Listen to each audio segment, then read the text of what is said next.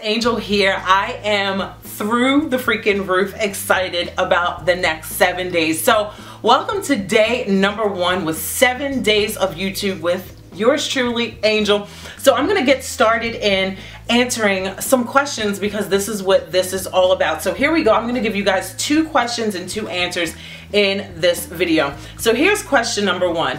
I'd like to know your backstory, your childhood, academics, etc. And what inspired you to become a life coach? Sorry if you already answered this question. I kind of did, but it's totally fine. Okay, so my childhood and my backstory.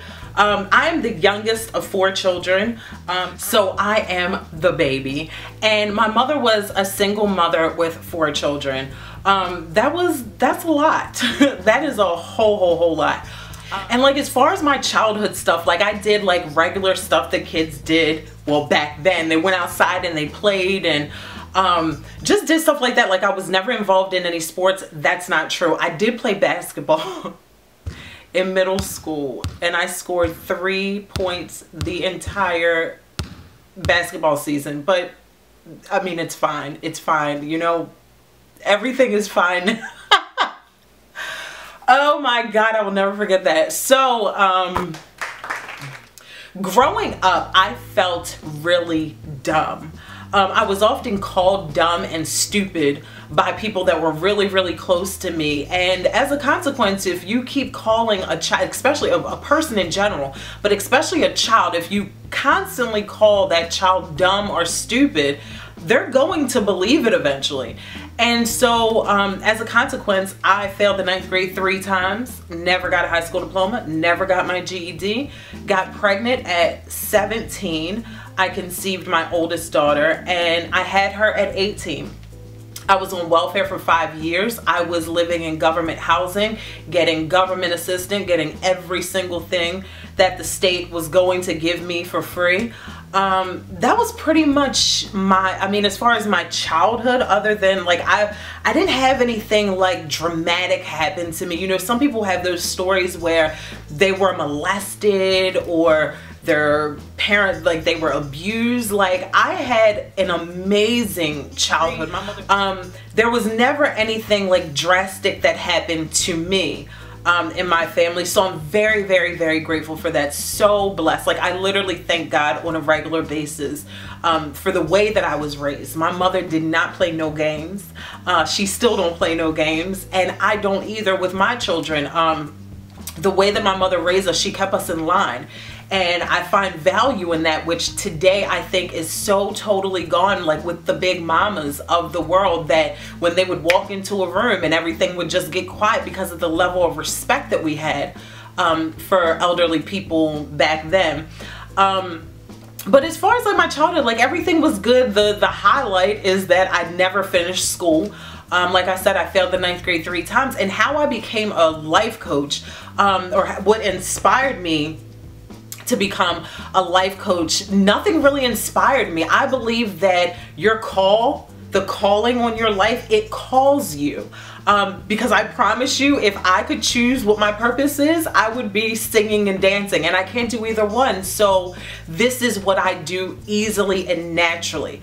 My children and I were just talking like a couple weeks ago about me growing up and like how long I have been actually doing what I do now. My youngest daughter is 13 years old, and we did the math. I have 2 older brothers and then I have an older sister. Both of my brothers, both of them are drop dead freaking gorgeous. So they had like girls wanting them all the time. And you know, being young men, they were players. You know, they had this girl, they had that girl. It is what it is. They were young. That's what they did. And so when I was that age, like when my brother's girlfriends would come over, I would like talk to them and tell them, you should find somebody else that loves you and that's going to treat you right. Like I would be talking to, as a 13-year-old, I would be talking to these older women about their relationships with my brother. With my brothers. Like I have literally been doing what I do now ever since I can remember. Like even in school, I remember all of my friends coming to me when they needed advice, when they needed help with something. Like I was the person that that people came to. It wasn't anything that inspired me. It literally called me, because I have been doing what I'm doing now since I can remember. And then I actually went on to go get some training in the life coaching field, and got a certificate and all of that. And I actually just wrote a small ebook that I'm publishing now that you guys will be able to download really, really soon for all my coaches out there, or people that want to become coaches. I actually got trained through the freaking awesome Valerie Burton through the CAP Institute. And I did that, I believe, in 2011 or 2012, one of those. And it was an amazing experience. Love Valerie to pieces. Just being in the room with all of those like-minded women was just absolutely amazing. I'm still close to one of the women that I met during that training. Her name is Wanda. Hey Wanda, if you're watching this video. And so that's how I became a coach, and that's how I was inspired to become a coach. And also, I believe when you're called to do something, you just naturally find interest in those things. Like, you're naturally interested. Say if you have a passion for cars, to be a mechanic or to own a car lot, you will naturally be drawn to car magazines or car books and things like that.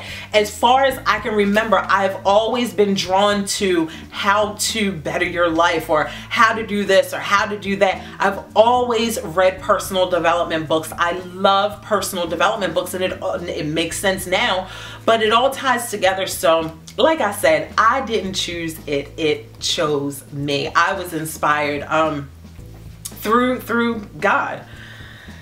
The next question is, hello, my name is, hey, won't say your name. I'm a single mother of 2 children. I'm 31. I have been watching your videos all the way in the UK. That's awesome. For a long time. And the reason is because how informative your videos are. Thank you very much. I do my very, very best.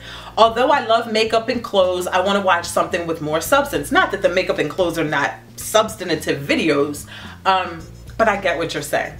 I would like to get advice on how to master my thinking and master the law of attraction to work for myself in order to attract a partner. Now, this question, I love this question, and while being a single mom of 2, that is not an easy task at all. I'm married and we have 2 children, and it is not an easy task. So blessings to you, kudos to you, and praying for you. The law of attraction is simple, and it goes like this. Act as if you have the man that you desire to have right now. Right now, act as if you have the man that it is that you desire to have right now. You have to make sure you have the mental, emotional, physical space for him to show up. Are you still fretting over an old relationship? Do you still search on their social media pages? Are you still tempted to call them? You may not be over that person yet.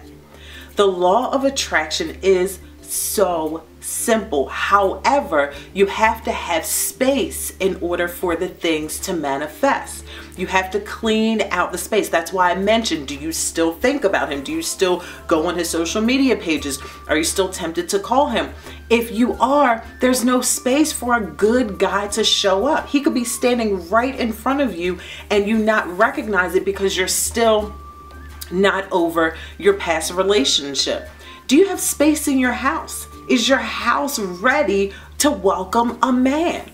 Act now. Go out to dinner. Act like you're going out to dinner with him. Go by yourself or take your 2 beautiful children. This is where a lot of people get stuck at. They think that the law of attraction, they're going to think about it and it's going to just show up without them doing any work on their end, mentally, physically, and spiritually. It takes all of those things, all of those components to be in alignment to attract the man that would, or whatever it is that you want to attract. But in this case, we're talking about the man because I'm answering your question. So what does the man look like that you want to attract? Is he tall? Is he short? Does he have muscles? Does he believe in God? What characteristics do you want? Get clarity on that. However, don't be married to that. Know your desires, know what you're interested in, know the attributes that you would want in a man, but don't be so married to that image. So if somebody shows up that doesn't have all of them, you may be closed off and say, okay, well, this guy is 5'10", he's not 6'4", like I want him. Allow him to show up. In the meantime, do your spiritual work. Read your books, listen to your audios. This is so important when you're reading spiritual words and reading about spirituality and reading about positive things. It's literally like giving your insides a bath. You know, we are so quick to brush our teeth and do our hair and do our makeup and wash everything and make sure everything is smelling fresh and looking good, but we neglect our spirit. Our spirit needs a bath too. And how you cleanse and give your spirit a bath is through meditation, is through reading the things that you're interested in. Another thing, in order to attract the man that you want, you have to get outside of your comfort zone.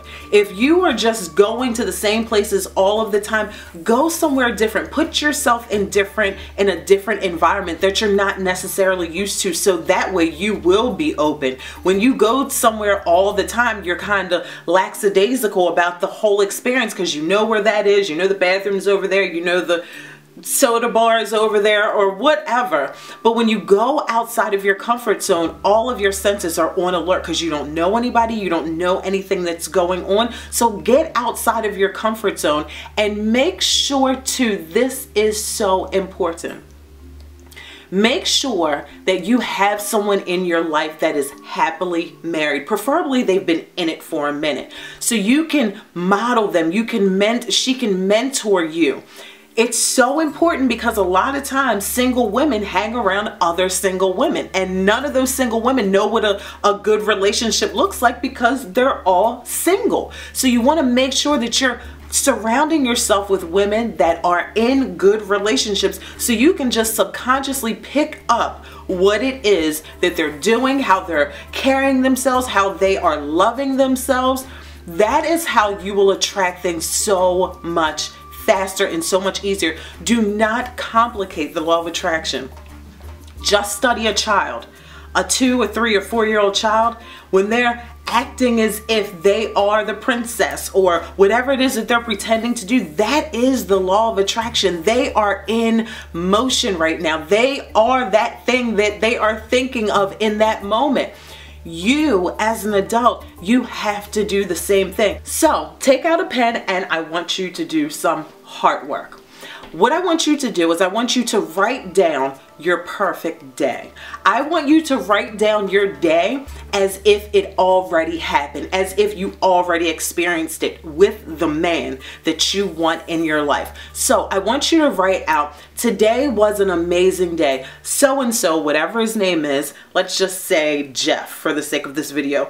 Jeff picked me up from work. He had roses in the car. He blindfolded me and took me to this gorgeous lake and there was a picnic basket laying out and it was so much fun. God, thank you so much for this amazing day. I am so grateful for the opportunity to be able to experience and express this type of unconditional love with another human being. Write your perfect day, your perfect date out, and be open to receiving the man when he shows up. Because good guys are out there. It's just that there's so many wounded women that we've got our guard up. We don't even give off the energy that we're approachable because we can be so bitter because we're so emotional, and men are not like that. So they tend to be a little bit lighter when it comes to relationships. However, us on the other hand, we've got a little bit more work to do in order to release that baggage and release those old thoughts and those old relationships. But mastering the law of attraction is just like anything else. It's just like when you start out to do something, you're gonna fail, you're gonna fumble, you're gonna get right back up and you're gonna do it again.